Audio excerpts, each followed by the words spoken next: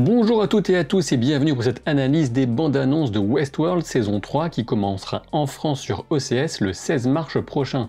Attention, cette vidéo s'adresse uniquement à celles et ceux parmi vous qui sont à jour sur Westworld et qui n'ont pas peur de discuter de ce qui va suivre. Et avant que je n'oublie, sachez que vous pourrez venir me rencontrer au Paris Manga Sci-Fi Show qui se tient les 7 et 8 mars prochains à Paris Expo Porte de Versailles. Je serai disponible les 2 après-midi pour des dédicaces et ça me ferait vraiment super plaisir de vous y voir pour discuter.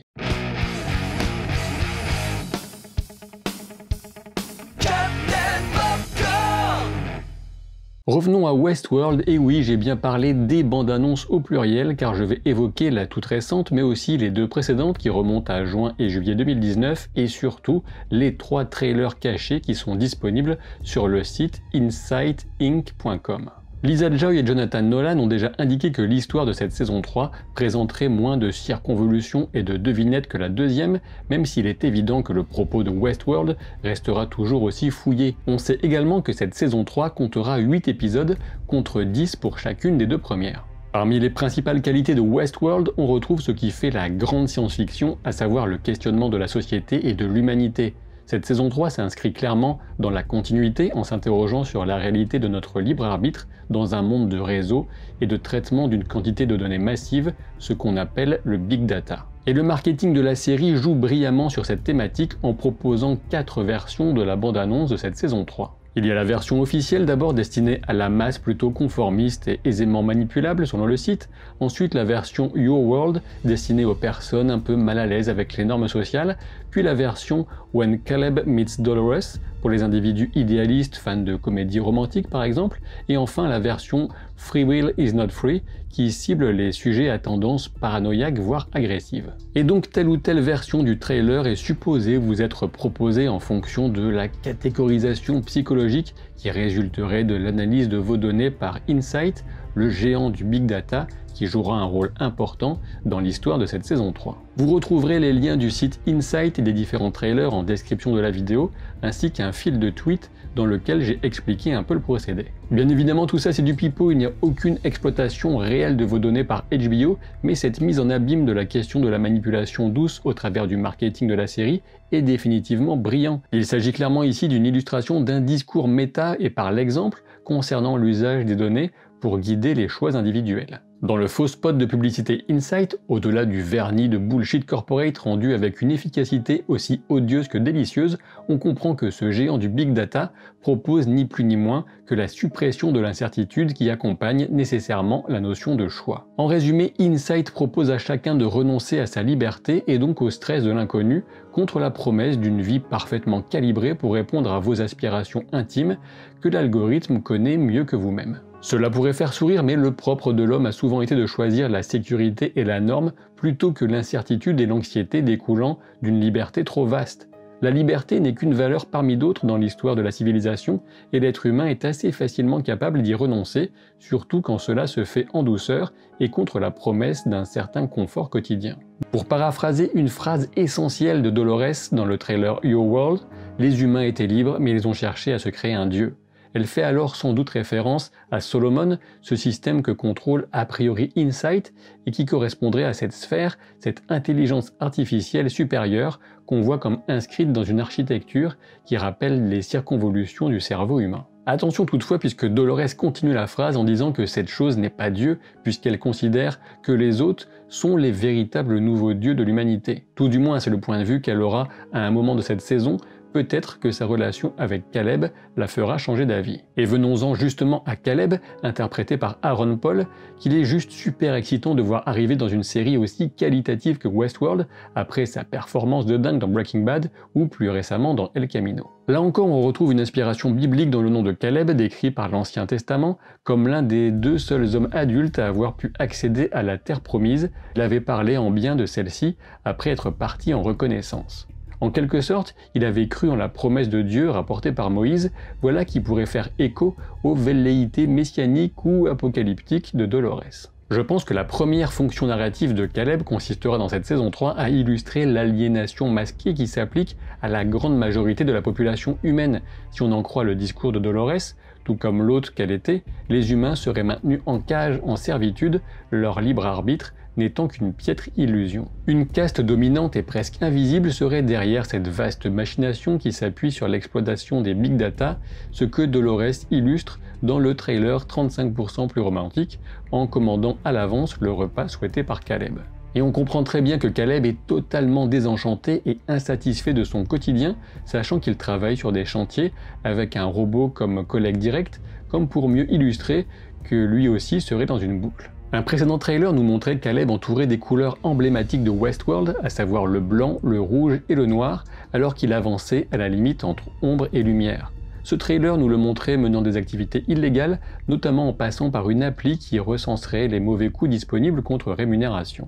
Voilà donc une illégalité qui semble très bien encadrée et pourrait être une sorte de soupape intégrée au système d'ensemble de contrôle des comportements. Et au passage, on reconnaît Marshawn Lynch, un célèbre joueur de football américain, surnommé aussi Beast Mode, dans le duo d'amis de Caleb. D'une façon ou d'une autre, Caleb rencontre Dolores, apprend qu'elle est une androïde et accepte néanmoins de l'aider, sans doute parce qu'elle est ce qui lui est arrivé de plus réel depuis longtemps, comme il le dit lui-même. Le mouvement de contestation contre l'ordre établi, et notamment Insight, semble prendre de l'ampleur sans qu'on sache s'il s'agit d'un phénomène purement humain ou d'un effet des actions de Dolores qu'on entend déclarer à la fin du trailer « Free will is not free » and the truth shall set you free. Et il s'agit là encore d'une référence biblique, cette fois à l'évangile selon saint Jean. En l'occurrence, on peut y entendre la promesse selon laquelle ceux qui croiront en la parole de Dolores verront le monde tel qu'il est et pourront certes en souffrir, mais surtout décider librement de leurs actions en connaissance de cause. Autre référence, And the truth shall set you free est également le titre d'un livre de David Icke, un théoricien du complotisme mondial qui mélange allègrement faits, mensonges et gros délires personnels. Ce qui est intéressant néanmoins, c'est que l'un des précédents livres de David Icke a pour titre « La rébellion des robots », un bouquin aux accents antisémites, notamment du fait de la véracité qu'il accorde à une grossière contrefaçon datant du début du XXe siècle et ayant pour titre les protocoles des sages de Sion. En résumé, il faut se méfier de cette liberté promise par une vérité révélée par Dolores, et on peut également reconnaître la continuité des thèmes gnostiques qu'on retrouvait dès la première saison de Westworld avec la notion de démiurge. Vous ferez vos recherches sur Wikipédia par exemple. Les trailers nous montrent que la contestation est suffisamment prise au sérieux pour que de puissants robots anti-émeutes soient développés, a priori par Delos, puisque c'est toujours l'identité officielle de Charlotte Hale, et oui, elle est très haut placée chez Delos, même si on sait que la conscience d'un hôte habite désormais son corps. À ce sujet, la grande question consiste évidemment à deviner quelle conscience réside dans la sphère que Dolores a décidé d'implanter dans la réplique du corps de Charlotte Hale. Pour l'instant, étant donné la tendresse de Dolores à son égard et la position rappelant étrangement celle de la mort du cow-boy, je suppose qu'il s'agira de Teddy, sachant que le Teddy qu'on connaît aurait a priori pu rejoindre le Sublime, ce paradis artificiel pour les hôtes en fin de saison 2, il s'agirait sans doute d'une version antérieure et presque vierge de Teddy. Insérer Teddy dans le corps de Charlotte serait un choix certes étrange mais aussi potentiellement riche en permettant à la série d'explorer la notion de transidentité alors que Dolores aurait joué à Dieu en mettant une personnalité qui se perçoit comme masculine dans un corps féminin. Après tout, s'il y a bien un hôte en qui Dolores pourrait avoir confiance pour l'accompagner dans sa mission dans le monde des humains, ce serait bien Teddy, sachant toutefois qu'on connaît bien les scrupules liés à la programmation profondément empathique de ce personnage. Les trailers nous apprennent que cette version de Charlotte cherchera à infiltrer des ressources high-tech très protégées, le système Salomon peut-être, avec une énorme prise de risque et des situations de crise. Toutefois, Charlie, oui la contraction de Charlotte et Teddy, pourra apparemment compter sur le soutien du robot anti-émeute qu'on découvre en action dans un passage au réalisme impressionnant. On devine une trace sanglante sur le bras de Charlotte, ce qui pourrait correspondre éventuellement à la modification que semble s'apporter Bernard, dans un autre plan. Peut-être une façon de différencier hôte et être humain dont les autres n'avaient pas encore connaissance et liée à un élément du bras qu'il faudrait modifier. Puisque j'ai évoqué Bernard, restons sur son cas, on se souvient que Dolores l'a recréé en fin de saison 2 car elle a estimé qu'un hôte au point de vue différent, voire opposé au sien, était nécessaire au monde dans le respect du dessein initial de Ford. Dans le peu que nous montrent les bandes annonces, on découvre Bernard qui semble habillé comme un fermier et qui se bat contre deux hommes qui semblent travailler dans un abattoir ou en tout cas un endroit qui manipule de la viande crue sans qu'on puisse affirmer avec certitude son origine.